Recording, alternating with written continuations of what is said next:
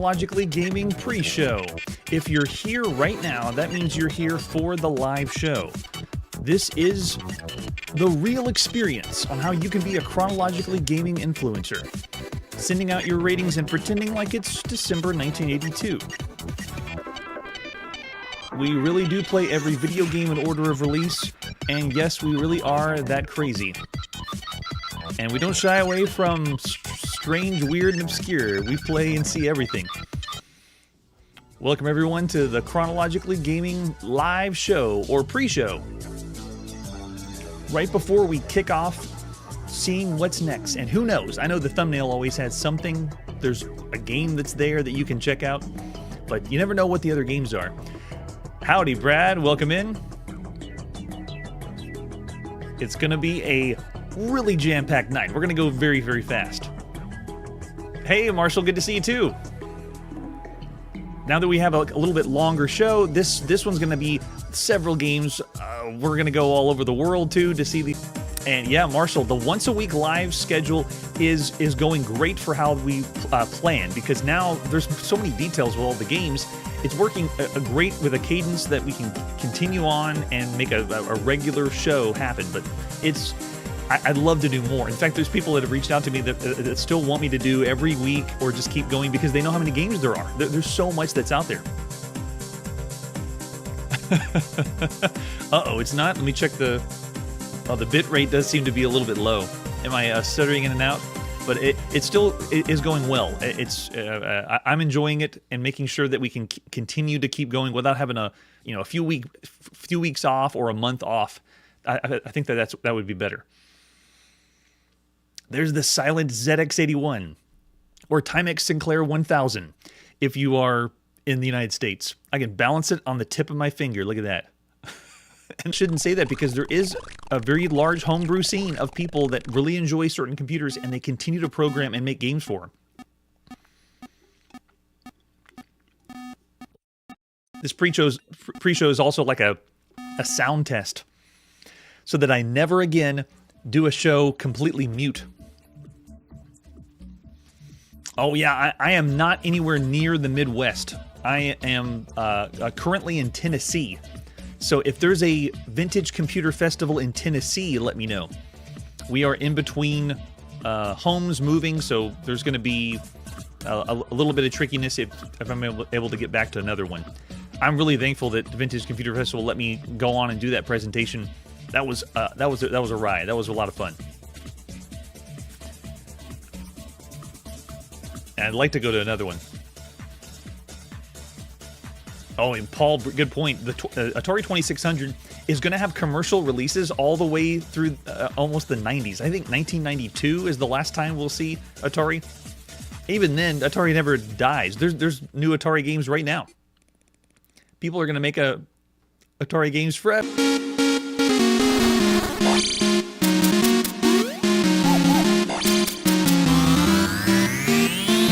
Here we go!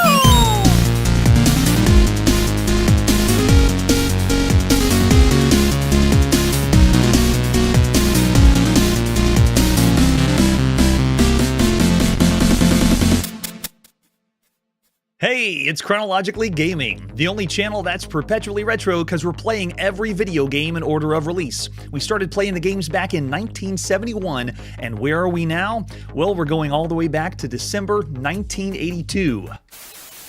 Why do you have to be a heartbreaker?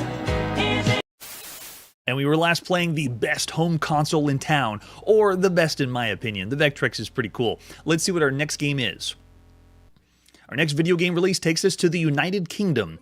This is Hyperdrive. Let's check it out together, starting with the box. Hyperdrive. The box is interesting. What kind of picture is this? A fuzzy ship? A spiky ship? Maybe they're going for something new and original, but I don't know if it's selling it for me. It is computer software, and computer software, it is the Wild West. Anyone can do whatever they want, put whatever they want out there, and then see if it sells. And this is another one of those titles. This one is only available on the BBC Micro, the 50th video game we've seen on the Beeb, is how they affectionately call it. This is the 580th video game that we've seen from the United Kingdom thus far. So just bear in mind, Just think of all the games that would be available that were released first in the United Kingdom. This is the 580th. I said a long time ago that when we started the show, most of the releases were from North America, and then we started to have Japan started to kick off, then some places in Europe, in United Kingdom. So right now in December 1982, this is the 580th game originating from the United Kingdom that we've seen. For the 32K BBC Micro, I don't even have the back of the box. All I have is the front.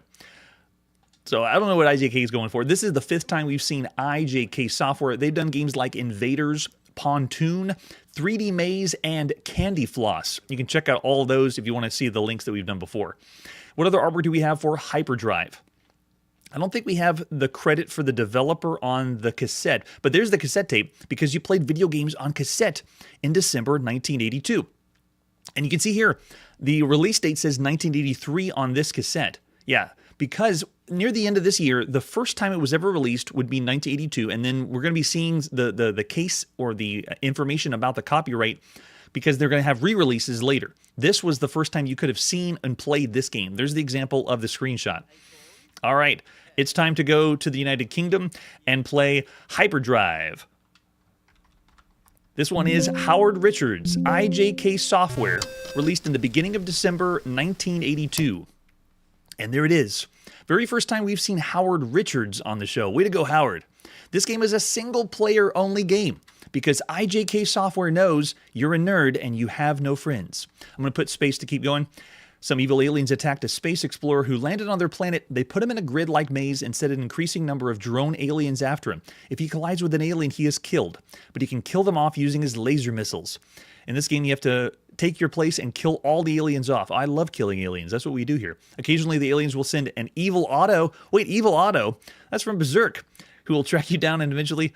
and you'll die, so be careful. All right, so we have evil Otto in the middle of Hyperdrive. All right, I'll take it. This, your ship looks like this, your drone aliens look like that, Evil Otto is the smiley face. I can't believe it, they're ripping off Berserk again. And this isn't the first time. We've seen video games where they had Evil Evan. Did anyone remember Evil Evan? And other Evil Ottos, because, you know, Berserk's just so popular right now.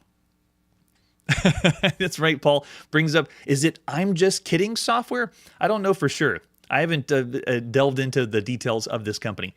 All right, so there's the controls. This is keyboard controlled only. There is no joystick we can plug in to our BBC Micro to play. And I love at the bottom it says, press Q for a quiet game, which means I think the games are on to us. I think they know that they're starting to get annoying and the sound, you just want to turn them off. But we're going to hear the sound. So ready, set, hit it. Get my hands on the right keys. Make sure I don't blow it. Okay, so skill level, we can do 0 to 9. 0 is the hardest, which at first, that always seems strange to me. I always thought 0 would be the lowest level, but in other countries, they kind of reverse. Sometimes they go back and forth. But I guess 9 would be the easiest level, so let's go level 9. The easiest. Hyperdrive's charging up. Ooh, I can hear it going. Nice, cool sound effect. All right, so you can see I'm at the top of the screen. I am the red ship. Where's my shot? Okay, there it is. So I can have my left, right, and fire. I can only move in 4 cardinal directions. Whoa, I just shot Evil Otto. He's not so evil after all. You can kill him if you want to. And we have a constant barrage of sound effects. This is a game we've already seen before. So Hyperdrive is another ripoff and clone. I'll see if the live chat wants to tune in to say what they already know what it is. Oh, go, go, go. What's interesting about the game is it keeps a grid down at the bottom, but I'm not sure what the grid means.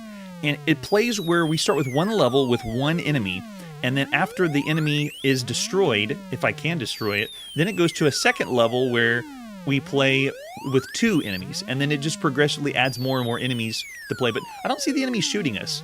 I don't know. I shot Evil Otto. That was luck. Let's see if we can take him out. Or he takes us out. It doesn't look like they shot us, but we can put our name in. A full name, and we get a high score table. Nice. To make you feel like you're playing in the arcade. And then pick the skill level again. Let's show you what 0 is. This is level 0, the hardest of Hyperdrive. Ready? We're going to go really fast. Oh my gosh. And yes, Evil Otto just came right at us and we died. We died way too quick. Okay, let's do it again. Level 0, spacebar, and go. Yeah, so the controls respond as best as you could think with a keyboard. The only thing is, the BBC Micro controls. There's very rare right now for a controller or a joystick to be able to be plugged in to play. So a lot of these games you're going to be playing with keyboard anyway. All right, we'll go back to level 9. We can't handle it. It does feel like a game of cat and mouse. We do have a shoot mechanic though. So being able to be moved around a grid is, of course, like any other top-down maze game that we played. And the ability to shoot is what makes me think of this as another Targ-style game. So we first would call these games an arcade maze game, like a top-down maze game. And you notice when I finished the level, now we got 2 enemies that we're going after. This marks the 334th time that we played a top-down arcade maze game. That's how many are out there. And this is what we call vehicular combat games. It's just an action game, a shooting game, similar to like tank-style games. This is we played over 100 vehicular combat games on Chronologically Gaming so far since December 1982. This does offer the difficulty levels, which is kind of nice. The Evil Otto cameo we've seen a few times in other games. Now we have 3 enemies, so you can see it's going to get more and more difficult, but once you die one time, that's it. It's keeping a high score in the top left, which is kind of nice. Oh, we're down onto 4. Looking pretty good. So this is how the levels progress. Exact same map. Nothing's changing for this, the view. It's the exact same one every single time. It does have that classic arcade gameplay loop, and the control is, as you'd expect, up, down, left, and right to move around. It is a variant of Targ, which we've seen before, the 16th variant of Targ so far on Chronologically Gaming. Originally, we saw it in the arcades by Exidy, and then the sequel, pseudo-sequel, Spectar by Exidy. We also saw Arrow and Alleys on the Exidy Sorcerer, Attack Force on the TRS-80, and then other ones that were like Tombstone City, Chisholm Trail, and the Attack on on Texas Instruments home computer. I put in slashes for my name, nice.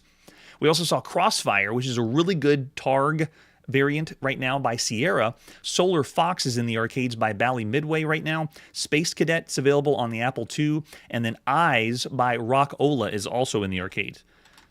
All those would be Targ-ish games. So this one, while I still say the colors on this, the BBC Micro pop, it still is the gameplay pretty simplistic and around the average range for all the games you could play up to this point. Evil aliens attack the space explorer who lands on their planet. They put him in a grid-like maze and send an increasing number of drone aliens after him. The player controls the explorer on the grid, and they move in the cardinal directions to move around and fire. Enemy drones move randomly about the maze, and each level starts with an additional drone. Occasionally, Evil Otto will enter the level, randomly like he always does. Moves directly toward the player. There's 10 levels of the game difficulty. And if you're caught by the aliens, then that's it. Time's up and game's over. So I would say this game is not as good as Crossfire that we've seen on a few other home computers. I wouldn't say on all the home computers. I wouldn't say this is as good as Crossfire on MS-DOS or Chisholm Trail and Tombstone City that are on the Texas Instruments home computer. I would put this game at about the same level as The Attack or UFO on the Sharp MZ. So it is still average-ish for all the video games you could play up to this point. Thanks for playing Hyperdrive. So what would you say? Of all the video games you could play across all home computers right now, what would you give Hyperdrive? This is going to be rated against everything all over the world for at least home computers for the video games that would be released up to this point. So I'm seeing over in the chat a 2.5 to 3. Yeah, James is saying kind of underwhelming. Brad's saying 2.5 as well. I actually am going to agree. Brad, Paul, and James all have that. I'm saying 2.5 as well. It's average. I wouldn't even say 3 stars because the gameplay is very simplistic, but it does have the classic arcade gameplay loop, the score attack, but it's no joystick control, and we've played other games that do have that. But there you go. 2.5 stars for Hyperdrive. Let's see what is next. Yep, 3 if you're generous. Our next video game is Ice Demons on the Apple II. I want to check out and see what Ice Demons is all about. Here's the artwork we have for Ice Demons. Oh man, can you tell that he did the box all by himself? This game is only available on the Apple II. This marks the 439th game that we've played on the classic Apple II, whether it's Apple IIe or Apple II Plus. This one's done by Matthew Jew, the second time we've seen Matthew after Battleship Commander. This is his very last game, to my knowledge, and also to my knowledge, he did everything in this game. He did this box. He did the publishing. He made the company Morningstar. You see at the top. He did all the programming, the advertisement. Everything was done all by himself. Here's the ad you would have seen in magazines. An arcade game that's much better than the packaging the game comes in. Burn. They just burned Matthew's art. The game deserves a better presentation. It can be played solo or in competition or even a team play. That's pretty cool. And they show a screenshot that's right here. Yeah, welcome into December 1982. I did get some pictures from, there's a blog that they're documenting other Apple II games. And so they have a lot of pictures and artwork like this. And I'll include a link down below if you want to check it out. But here's Ice Demons with some instructions. The inside manual, I couldn't find a scan, like a PDF online.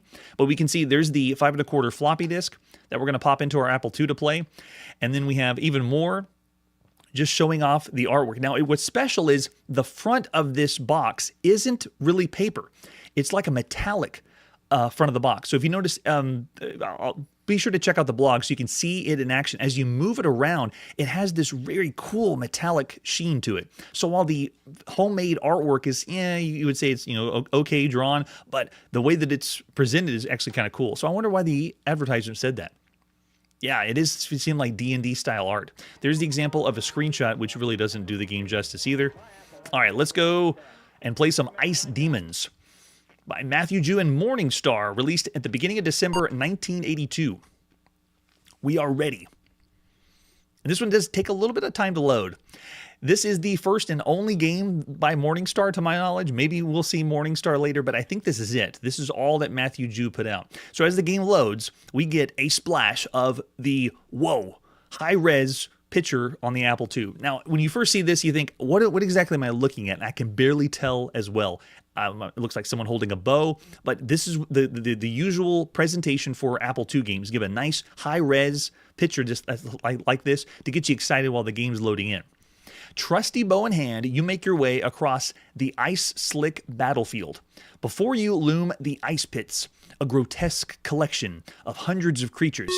Below this nightmarish field lies the High Master, waiting for you in his icy kingdom. The player controls a smiley face, most likely inspired by Exidy's Venture, named Tom, or a smiley face with sunglasses named Ray on a large open field. The player can move in 8 directions, can also fire an arrow in these 8 directions. The player combats a number of monsters like slimes, plebes, will-o-wisps, and widowmakers. Gameplay allows for 2-player cooperative play or competitive play, as well as single-player options. Players can purchase special attacks and pick up bonus arrows during gameplay. The player must destroy all monsters as they appear on the screen until eventually they reach the High Master. So as the game loads in, check out the presentation. Not only do we get, Toccata and Fuge that sounded a little bit loose, but more public domain music in the background. And then we have this. It's just like an arcade game, showing the enemies, very similar to what Pac-Man did, with all the ghosts. And here it has all the enemies that we're going to be playing, including the High Master. He looks more like a luchador than an enemy from Dungeons and Dragons. And take a look at this high score table. This is another one. We've seen only 2 or 3 high score tables that have insane amounts of records that you can keep. Look at this. And who is Dad Beloved? This is way too long of a high score table, unless people are playing Ice Demons over and over and over again. I'll take it, though.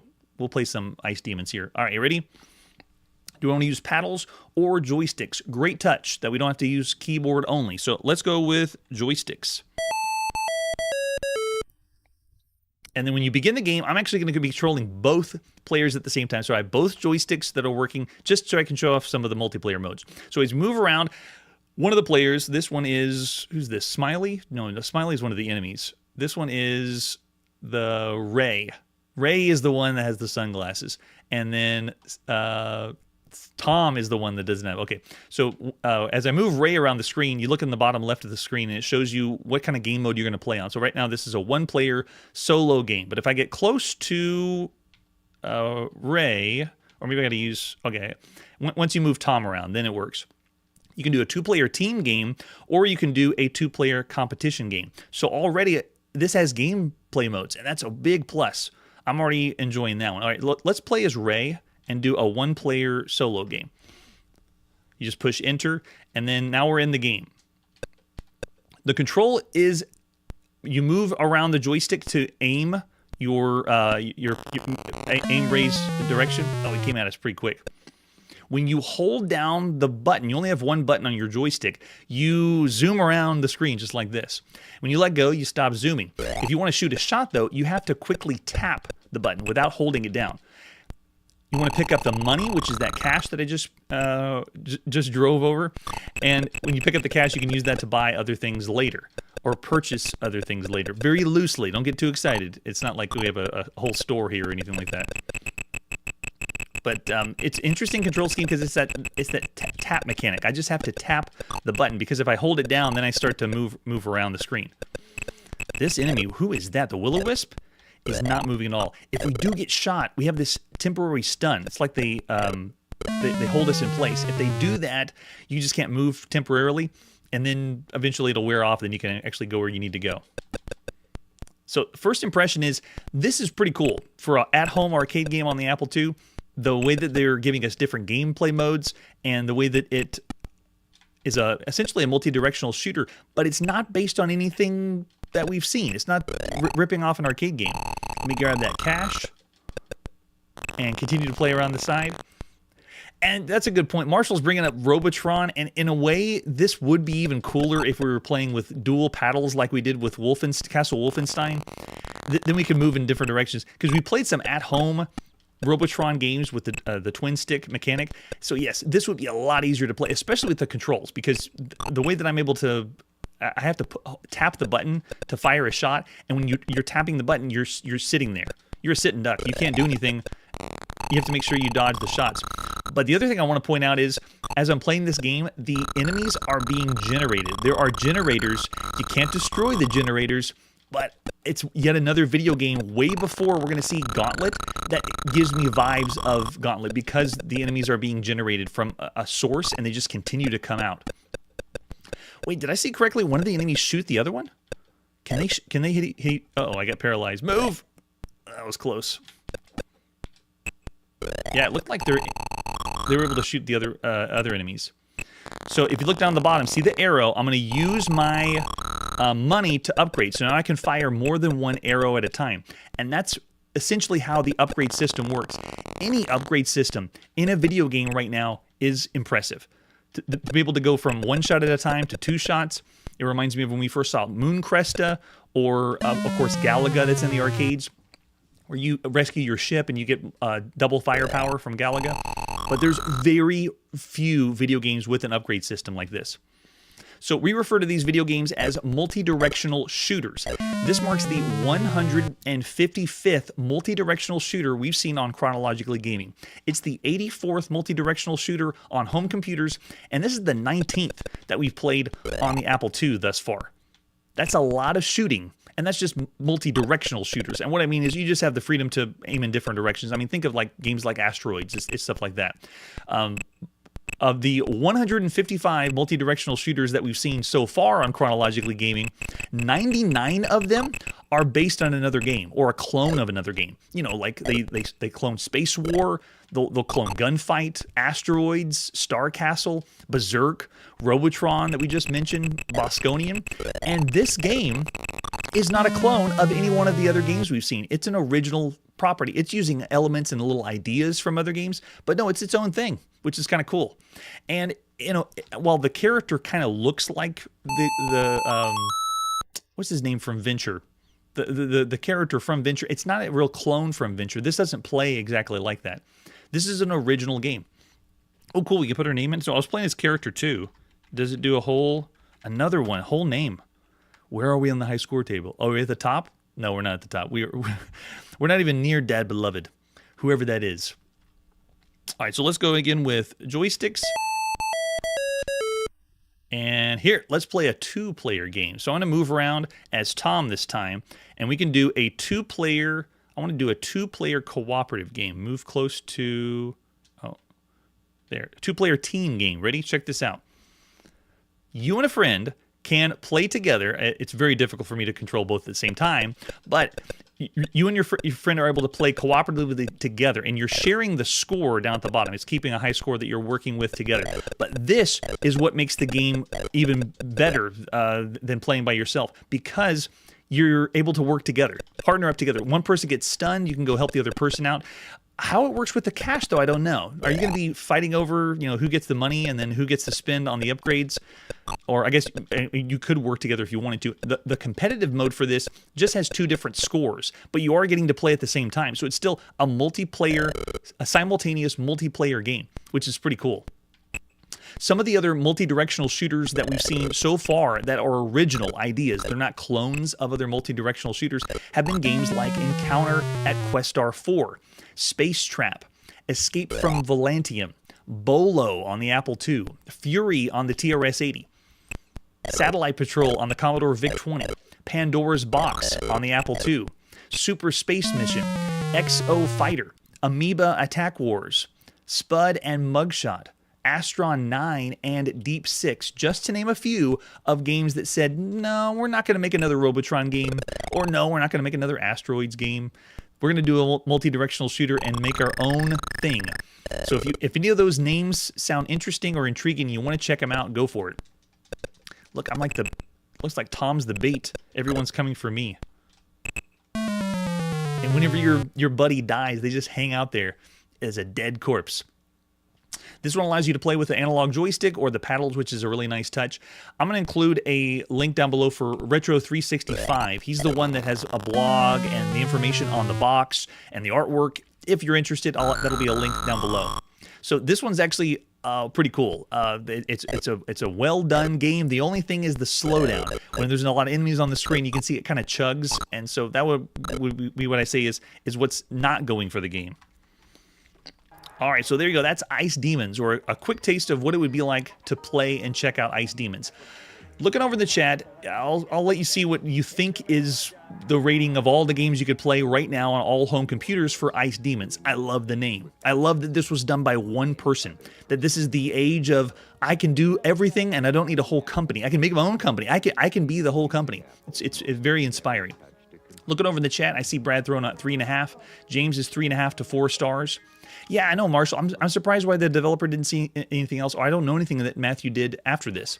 And then Paul Warner is saying Space Invader in reverse. Well, I would have said 3.5 stars, which means it's an above average game for all the games you could play on home computers. But because of the a slight slowdown, I'm willing to say just it's around average, but you can't deny the play modes. That's really what sets this apart. Having the multiplayer competitive and multiplayer cooperative, I'm still going to keep this at 3.5 as an above average title, because right now, of all the games you could play on all home computers, this is not just average. It's just a notch above everything else that's available out there. Even Marshall saying 4 stars. Very, very generous. Charlie Chuck saying 3.5 as well. All right, so after that, let's see what our next game is. We're back on the Apple II, and this is Jawbreaker, one we've already seen before, but not to be confused with the other Jawbreaker games. Jawbreaker 2 is the latest release. All I have for this one is a few screenshots, and that's it. So we don't have a lot of artwork to look at, but we can play the game. Let's pop in and play some Jawbreaker. This is done by Sierra Online and Chuck Boucher. Released in the beginning of December 1982. There we go. Chuck Boucher is also credited as Chuckles. So we've already seen Jawbreaker on the Apple II and the Atari home computer in 1981. We then saw Jawbreaker on the Atari 2600 in October 1982, published by Tiger Vision. They essentially totally revamped the game. They couldn't play the original Jawbreaker that was on home computers because it looked too much like Pac-Man. So they completely changed the game up. And then we've already seen Jawbreaker 2 on the Atari home computer just last month. This is what they ported to the Atari 2600 back to the computer. So it's the not really quite exactly like Pac-Man game. This marks the 440th game that we've seen so far on the Apple II, and it's the 44th time we've seen Sierra Online. They were online systems first, and then we saw about 23 games published by online systems, and then they changed and rebranded the name to Sierra Online, and this is the 21st time we've seen Sierra Online. And Chuckles is not new to the show. This is the 7th time we've seen Chuck Boucher or Chuckles. And all of his games are pretty cool. All right, let's go in and play. You can see it's already starting like an arcade. It's arcade at home right now in December 1982. It's so fun. All right, I'm ready. What do we, we're going to play with. We can do keyboard, we can do joystick, or if you have the Joy port, you can plug in your Atari 2600 and play. I don't have my Joy port, but I'll consider that as a cool feature. Let's go in with a joystick, and then we're in. Joystick does work. I'm playing on the Apple II with a analog joystick, and you can also play with that Atari 2600 joystick. That's so cool. But if you've already seen and been keeping up with the show, we've already seen Jawbreaker on the Atari. This plays just like the Atari 2600 Jawbreaker. And we've seen this on the Atari home computer already. It already reminds me of a watered down and trying to change up the formula for Pac-Man. But it's the same idea. It's a very simple maze. It consists of rows rather than, oh, let's get that candy cane, rather than a complete maze, but it's the same idea. Let's go pick up a bunch of dots. You even have the power pellet. You finish the level, brush your teeth a little bit, and then move on to the next one. So I can't complain. It's a well-done arcade game. I mean, look at the polish. If you die, all your teeth fall out. You gotta love it. Control for this is just as good as it was on the Atari home computer.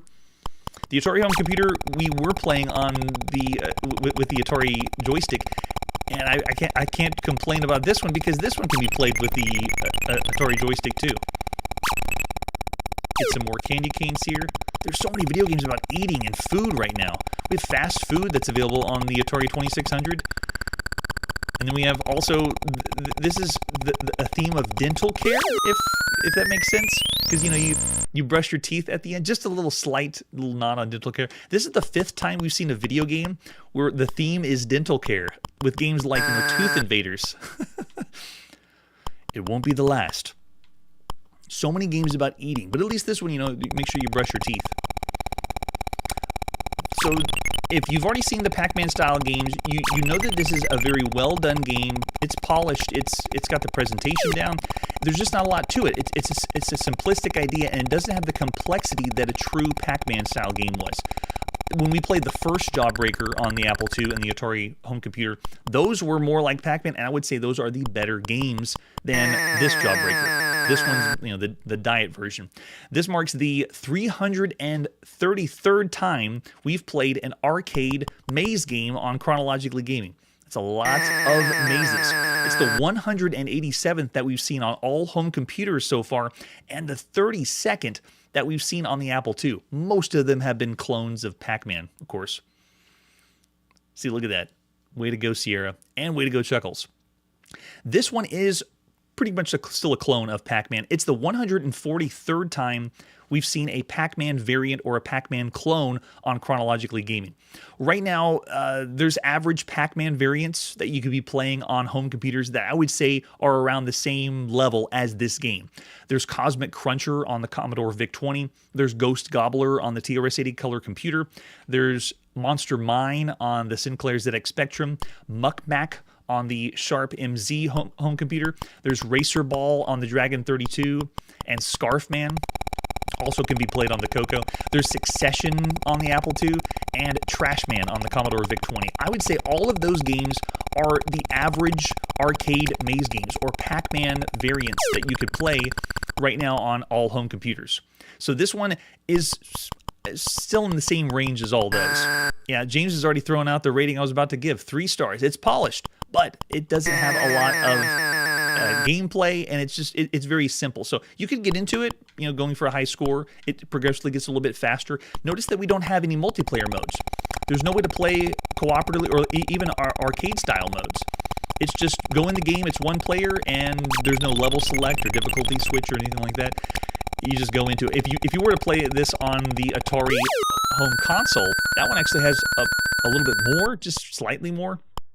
So it's funny that they ported it from the console. Well, they originally had it on the computer. Then they ported it to the console and changed it. Then they ported it from the console back to the computer, and they left out things. So you didn't get as much as what you would have had on the home console. All right, so yeah, I'd say this is about the same rating as the Atari home computer version that we've already seen, even though that version did have difficulty options. This one does not. This one you just go in the game, and that's it. All right. So I'm going to go ahead and quit out. Thanks for playing Jawbreaker 2. Of all the games you can play across all home computers right now, it's pretty average. I got some ratings of a little bit higher than 3 stars. 3 stars is our average range for all the games you could play on all home computers. There's a 3.5 out there that Marshall's saying. Oh, maybe because the polished 3.5. But I'm going to say it's the same rating that we gave for the Atari home computer, 3 stars. It's a very competent, very well done, very average game for all the games you could play on all home computers right now. Just wait. We're going to have lots more polished games, and it's going to be, the rating's going to be fierce. All right, after that game, it's time to see what our next release is. Hey, speaking of the Atari home computer, our next video game is Journey to the Planets. Let's see what it's like, starting with the box. Oh, very nice. I've seen boxes similar to this. Journey to the Planets is going to show us something special. This game is only on the Atari home computer, and it marks the 437th time we played a game for the Atari 400 or the Atari 800. It's by JV Software and Jack Verson, the 3rd time we've seen them. Way to go, Jack, doing games like Action Quest and Ghost Encounters. And those games were really cool, very innovative. And this is what we're going to have here. We flip this over on the back. The art's pretty cool too, I like that. What's your favorite type of game? Space, arcade, or adventure? Journey to the Planets presents an intriguing combination of all 3 as you find yourself on a strange planet in a strange universe. What? Are you kidding me? We got to see about that. You need 32K memory on your computer to be able to play this one. Well, I'm already intrigued, and I'm already enjoy the games that have come out so far. And yes, Brad, the front of the box does kind of look like a board game. Not selling it there. What other artwork do we have for Journey to the Planets? Here's the idea you would have seen in magazines at the time. It's kind of the same as it has for the box on the Atari 400 or 800. And there's the cassette we're going to pop into our Atari and play. Kind of rare to do that. You know, most of the time I'd like to play on cartridge on the Atari home computer. And we've been playing so many games on cartridge on the Atari 2600 that you just expect that to be the game. But no, not now. Now, later, this game's going to be released in 1983 by Rockland Corporation, and this is the box that Rockland did. You can see that they decided not to go with disc or cassette like the first version. This is the version that they ported over using the cartridge. It's going to be this is the 4th time we've seen Rockland. The 1983 cartridge release features a different soundtrack and tones down some of the more difficult puzzles of the game. So this one we're really not going to see in 1983. So I'm just showing you now. Journey to the Planets, we won't see this version. It's just so close to the original. We're going to play the original because this is the first time you could ever have played it. Flip over the back of that box. You can see they even have some screenshots. Rockland Software tells us the joystick is required. Yes. And Marshall's telling us that the disc version has a few more frills. That's true. Usually when we play the disc version, it has more space to fill up lots more gameplay. And there's the example of the screenshot. Lots to be desired. Let's take a look at the manual for Journey to the Planets. What's it going to be like? How do you play it? I'll give you a brief synopsis as we take a look at the manual. Tell us, Jack, what it's about. Here's how you load the game up. The start and select buttons, what they used. You can press them at any time to restart. Select is indicating whether you're going to do a hard or normal play. There it is. So Journey to the Planets, you play a spacefarer who must find a way to return to his home planet. To do this, you have to collect various treasures from several unexplored worlds. Sometimes you will need to shoot your way to a particular treasure. Other times you'll have to solve a set of puzzles to reach your goal. Once you recover all the treasures, you must pilot your starship through uncharted space with a limited amount of fuel to find your home planet. Wait, what? Really? So it explains the predicament here. The player movement is done all with the joystick, the Atari 2600 joystick. That one red button is all you need. You move around up and down directions are usually not required, but in special cases you might need them. You walk off the TV screen in one direction, you'll automatically advance to the next scene. You have a gun. Once you find it, you pick it up, and you'll have it with you for the entire game. It shows you how your gun is aimed using the joystick. You only shoot like in 45-degree angles and up and down. So you don't have like full freedom of movement. You can board a spaceship. There's a spaceship in the game. When you touch it, you get on the spaceship and it starts to act like Lunar Lander. You exit the ship and push the button again. I'm already really excited because they're combining 2 different things we've never seen before. You press the joystick in any direction that caused the engines to propel you in that direction. No way. I'm reading the manual and I'm not believing what I'm reading, because we've played video games that are adventure games, text-only games, that this happens, but not an action-style game. So I'm wanting to know how they're going to pull this off. And they show us what the space flight's like. Space is divided into 64 sectors arranging in an 8x8 square. Fly off the screen in any direction and you'll enter the next sector. When you discover a new planet, maneuver your ship to enter the planet's atmosphere. Beware of the collisions and stray comets in space, and you can safely navigate through a comet's trail. What? There's even a map. This game has a map. Press your joystick button while in space will suspend your ship and show you a galactic map. And it breaks down what the positions or what all the symbols mean on the map. Whenever you enter a sector, it shows it on the galactic map, which means this is going to slowly draw your galactic map as you play the game. Another example of auto map. That's right. This has an auto map feature. And this tells us how to do the landing. And then when you're on a planet, you can explore the planet. And every time you die in this strange universe, there are many ways to be killed. If this unfortunate situation should occur, you'll find yourself reincarnated back on the original planet, which just means it's going to reset you back to the beginning. Be careful not to waste all your energy, and you have a score, you have a time that's in the upper right corner. And then what you're supposed to do is go to all these planets, find the treasure or prize, and bring it back to the first planet. And there's annoying interruptions. This section says, if you have any problems, just push the option button. It'll pause the game. So there's a pause feature here too. I love it. The game will end in one of 3 different ways. You can use up all your energy, you can successfully land on your own home planet, or you can get killed and end the game while you search for your home planet. And then if you need help with any of the puzzles, you can send $1 to JV Software, and Jack Verson himself will answer it for you. Probably not Jack, but someone will answer the question, because I've heard that the puzzles can be pretty difficult. And then if you have an exceptional score, over 4,000 points, take a picture of your TV screen, which is not difficult, which is very difficult to do. Mail it with your letter stating your name, address to JV Software.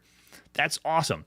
Way to go, JV Software. We've already seen 2 pretty good games, and now I'm really excited. All right, let's pop in the very first time this cassette to play. I actually have the disc version, but each one is pretty close to the other. And play Journey to the Planets by Jack Verson and JV Software, released at the beginning of December 1982. I am so excited. What in the world's going to happen? So as this loads up, this one is going to be a combination of lots of things. First, you have to know, we saw in the manual, this is a single-player only game. There is no way to play multiplayer modes and things like that. You're only playing by yourself.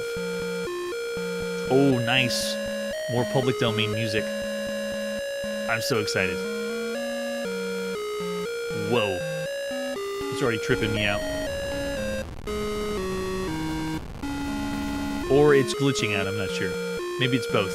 So on this screen, all we can do is hit the select button on our Atari home computer to select if we want normal landings or hard landings. I'm going to go with normal landings and go. All right, so the game begins. Look at that. It is a platformer. Very, very rare right now. If I want to, I can push the option button and the game pauses. That's so cool. So this is the option button that you have on your computer. So I've never seen or played this before. This is so bizarre. I have one red button, and the one red button does nothing. So right now I'm just meandering around the planet. Can I go in the door? No, I'm trying up because I'm used to up, but up doesn't work. And nothing works here. So let's head over to the right just to see what happens. All right, so here we go. Let's do this. There. Oh, Marshall brings up that it's probably glitched. Okay, so maybe we did get a glitch. Probably because they were trying to go past the copyright information. So I hope we don't find any more glitches. Okay, so here's my spaceship. It is so tiny. It's like it's as high as my waist. But that's my spaceship. If I don't push the red button, I just walk right past it. Keep going. Right here's the landing pad. I feel like I'm giving you a tour of the planet. We will keep going to the right. You can see we have a building here. Whoa. This is awesome. So it is a platformer that's doing flip screen view. It's flipping from screen to screen on the side. Is that a gun? Pick it up. So you notice I walked by it. Oh, it automatically picked it up. I didn't need to push the red button. Now look in the top left of the screen. There's my energy. I have my fire. I can shoot off shots and it uses my energy. It explains the planets we have and our score, and there is a timer ticking down. That's more just to see how long it takes you to get all the treasures from all the planets. But I'm just messing around having a great time. Now, the way that the gun control works is this is very far from a run and gun shooter. It's not even close to that. This is, you hold down the red button and then you can aim your gun. So that while I'm holding the red button, I aim, and as soon as I let go, that's what fires the shot. I just shot into the building.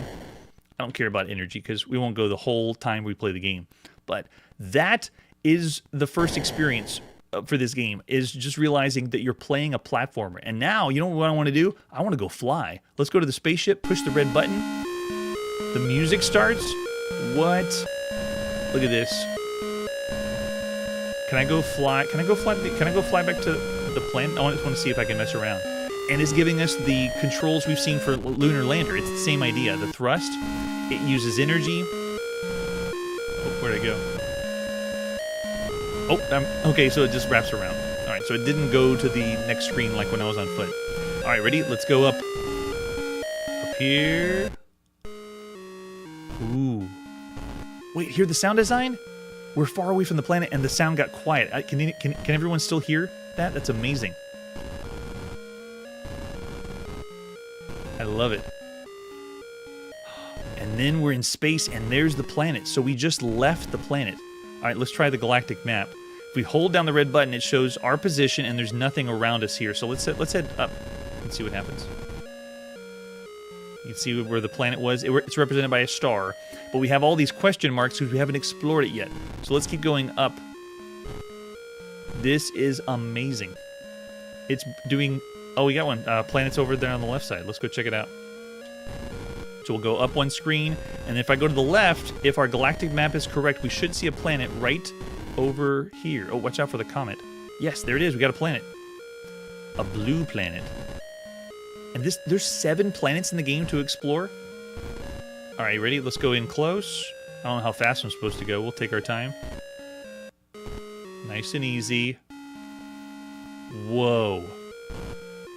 I love this. All right, so I need to land on the platform, I guess, on the right side. Let's give it a shot. In my playtest of this game, I played and just tested out different planets. I have not played this planet. I have no idea what's going to happen. So if you look at the screen, oh, it's zoomed in. Oh, we're here. Okay, that must be the platform over there. Let's go to the green platform. That's got to be the landing pad. The top of the screen, it also has a really good indication of how fast you're going, because we played several Lunar Lander style games. If it's green, you're good to land. If it changes color, then you're not good. All right, so we landed on the planet. It tells us at the top of the screen, the prize here is the ruby chain. So we're looking for the ruby chain treasure. This is awesome. Is that the monolith from 2001: A Space Odyssey? Whoa, I just walked into it and warped. Whoa, and I can climb the mountain. So I have no jump. All I have is a shot. Up on the joystick does not do anything. What is this? I have no idea. Wait, what is that? I gotta shoot it? What do you do when you explore planets? Oh. Did it fix it? Oh, I can pick things up. That's right. You also have the ability to pick up items, too. I don't know what it's going to do, though. Let's see what this circle is. Keep going to the right. Is that an elevator? I'm not sure. So many questions. But this is so cool, because it is like we're playing a text adventure game, but being able to actually fly as an action game around, and a side-scrolling... Well, not side-scrolling. It's a platformer on the side view. Okay, let's try to get on the elevator and see what happens. This is awesome. Does it just lift us up? No. Oh, okay. We'll put it. I pushed the red button so it would drop on there. Let's see what happens. Okay, it fed it. Maybe we got to keep feeding it. Let's try shooting more things at it. There we go. I'll take that. Thank you. Go on this side. It's so cool. Let's drop it on the platform. Feed it to the monolith from 2001: A Space Odyssey. Anything? No, nothing there. And you've, of course, saying the sound's giving him diarrhea. Well, any sound right now is pretty special.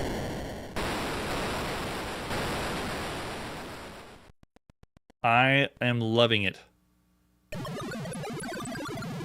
This game is a big surprise. So to put it in perspective, this is the 115th platform video game that we played on Chronologically Gaming. 63 of those has been arcade platformers like Donkey Kong, all on one screen, and you run and jump around. 33 of them have been fixed platformers, where you're all on one screen, or you're not able to jump, climb up ladders and so forth. Can I ride the platform now? Oh, no, it gave me something. What is this for? All right, it popped out something, so let's go see if we can use this. We've done 11 auto-run platformers that we've seen so far on Chronologically Gaming, which is, it's a platform that just keeps moving. And then we played one explorable platformer called Aztec on the Apple II. This one is the other very rare video game. I mean, because there's only been 6 platformers that are not any one of those games, like Manhattan or Steelworker that we saw in the arcade were very, very strange platformers. And then, of course, Pitfall is out on the Atari 2600 and television, and then Smurf on the ColecoVision, and then Captain Cosmo that we recently played. Wait, where's my stick? Oh, we were supposed to put the plank down to cross the gap. Right here, right? Wait, how do we cross the gap, though? If I really want to see... Yeah, I lost my thingy.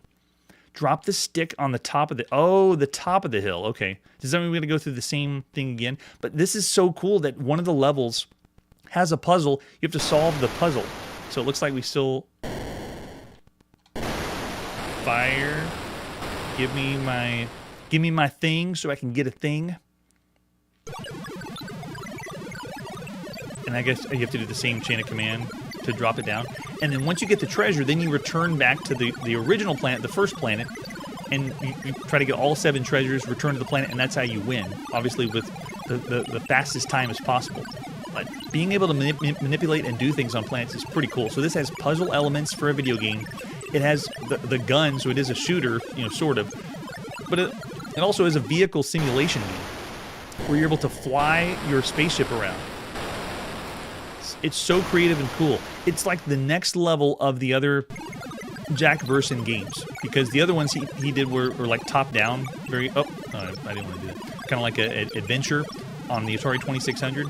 And this one's a whole nother level. No one has done what this game has done so far. It's awesome, because it has the lunar lander simulation that we've seen. This is the 20... so far we've done about 26 games that have lunar lander-style elements to them. Alien Taxi was one we saw recently on the TRS-80, and Merchant of Venus on the ZX-81 was another one. That and Thorolian Tunnels on the Apple II is another game that did it. Oh, here it comes, our wood plank, where it was allowing you to do a lunar lander style game, but it was a little bit bigger than just lunar lander. This one's a whole new level, though. It's awesome. Oh, okay. Thanks for the heads up, Marshall. All right, here we go. We're going over here. Leave the stick on the hill, and then shoot the black box again. Where is it?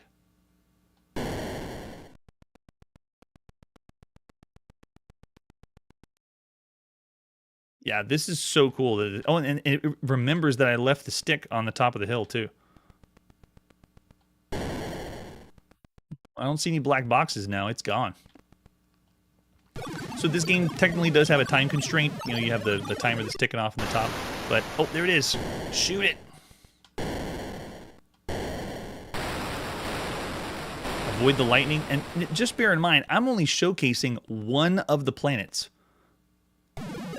There are 7 other planets with 7 puzzles or tasks like this to solve. And I've already seen some of them. Some of them are quick. You need to have a fast reflex to solve.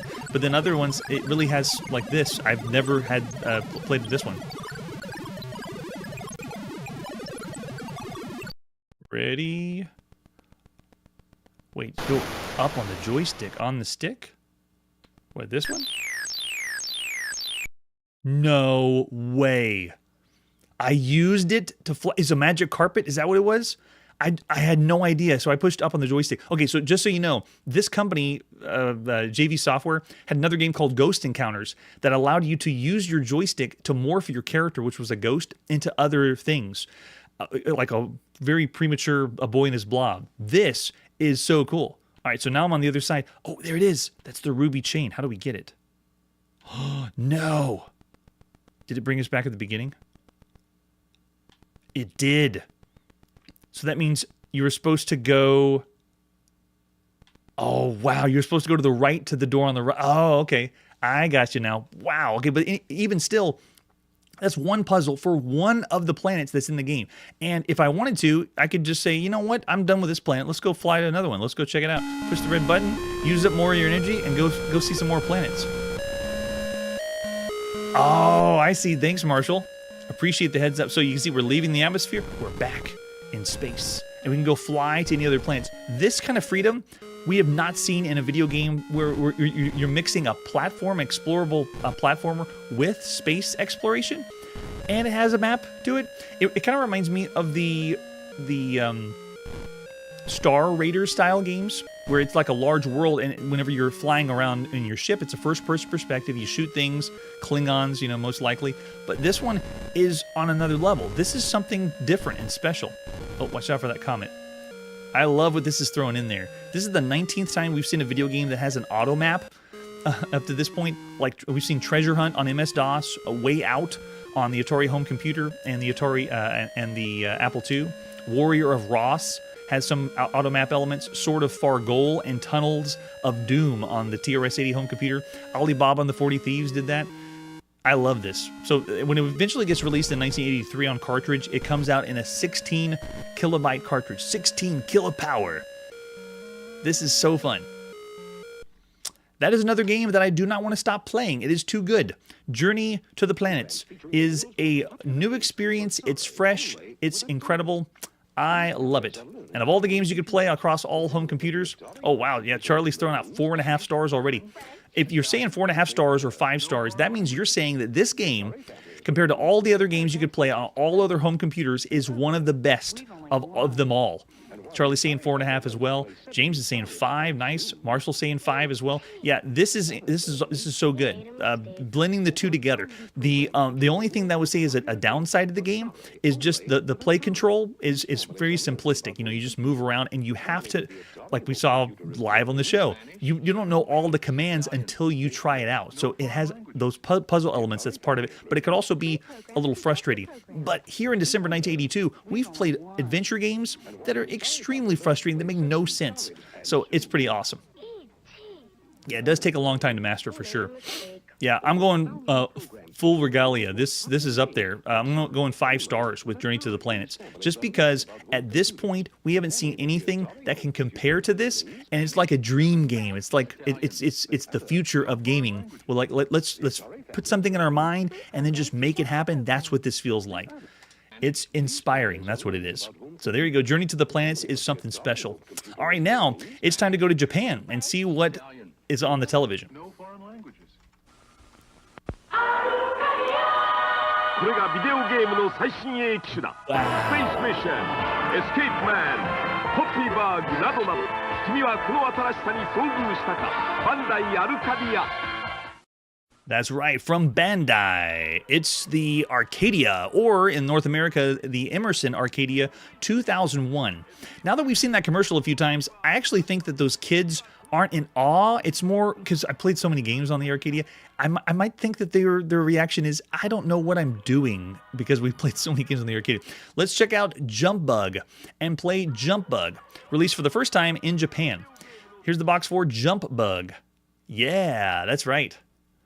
This one is first seen in the arcade in June 19th, 1981 by Hoei and Alpha Denchi, Sega Enterprises, and Rockola. This one marks the 31st game we've seen on the Arcadia 2001, brought to us by Coreland Technology, at least this release, and they did Pingo in the arcade, so it's got to be good. And Alpha Denchi, the 5th time we've seen Alpha Denchi after Jump Bug in the arcades. They also did Crush Roller and Make Tracks and a very strange arcade game named Talbot. This was ported over to the Arcadia 2001 by UA Limited, and most of the games on the Arcadia 2001 were done by them. So the box has, again, the screenshot isn't very well done, but you can see it's a bug. We're going to jump, has a propeller, sort of. What other artwork do we have for Jump Bug? We have an actual back of the box scanned as it was released for the Leisure Vision, or as it was known in Canada. You can see down at the bottom, Leisure Vision. Someone mentioned that to me on the show, that it's the Leisure Vision in Canada, which sounds pretty cool. It's kind of like ColecoVision and all the visions in television.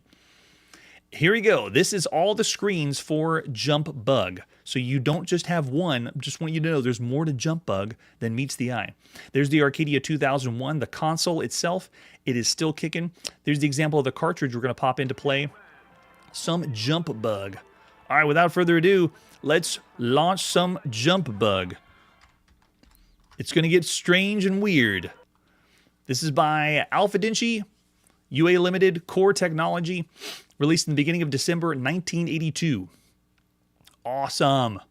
All right, so this one is another game that's single player only. You don't get to have any multiplayer game modes. The garish colors hopefully don't hurt your eyes. This is a game I'm very excited for because we saw this in the arcades and it was good. It was very, very good.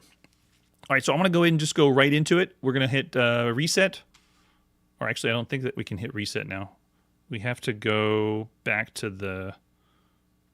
Yeah, we have to go back. Let's go to this way. There we go. Oh, gosh. It's already killed me off. Okay, so the console works kind of like the Atari 2600. You hit reset, and then you start to play. Now, as I begin the game, I'm actually controlling this with the other joystick, not the left joystick. I'm controlling it with the right joystick. Already has a fallacy, in my opinion. Just make everything play on the same joystick, for crying out loud. But anyway, you can move around with the joystick, and I'm playing the game, and it doesn't really remind me of the arcade game at all. I see the bags to pick up, and I can hop on certain things, but I'm dying really fast to the enemies at the bottom.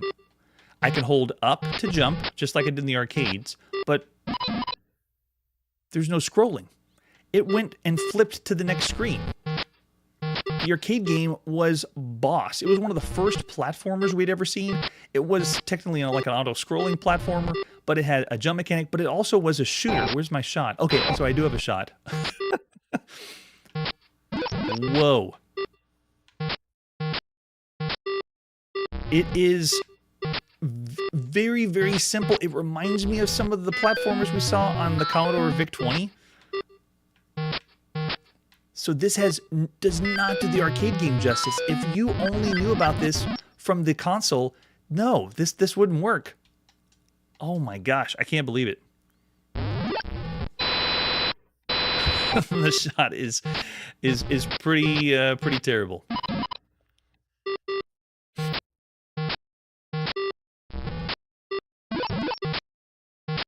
So gameplay wise, it's, oh man, there's just so much that they could have done better. But then again, on this console, I don't know how they could have done scrolling because we haven't seen any scrolling yet. Yeah, it's a yikes. Oh my gosh, is that lava? All right, I can make it there. Whoa, that's tricky. You gotta go there to the other side. Oh, okay. I can't tell what's a platform and what's not.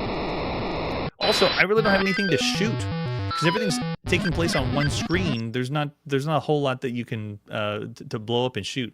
So this one is an actual arcade platformer. The 64th time we've seen an arcade platformer on Chronologically Gaming. The 15th that we've seen on home consoles. But this is the very first one we've seen on the Arcadia 2001. This console doesn't have like a Donkey Kong variant that you could play, which is surprising. So this is the very first one we've ever seen. It has the a level select that's available. So if I can humor you, let me show you what it's like. If we do that, it goes into like an attract mode. If you push the B mode on the game, and then if you want to see all the levels, you can push the button on the second controller and actually flip through, and there's a level select, which is kind of nice. So if you wanted to check out and see all the levels, this is what they would all look like. But again, it doesn't have the same appeal as the arcade. It's almost like a completely different game. It's doing something totally, I would say, a step back from what the arcade had. There's much to be desired for this one. So it does still have the up to jump mechanic, which we've seen for games like Kangaroo in the arcade and the Atari home computer. But it has it's so different from the original arcade. I'm marking this as a port that's different from the others. Oh gosh, did it just glitch out? Oh, then goes to the other game mode or the other level. Oh man, so it's being played on an 8 kilobyte cartridge. 8 kilopower is giving us all the jump bug, and they needed a lot more, in my opinion.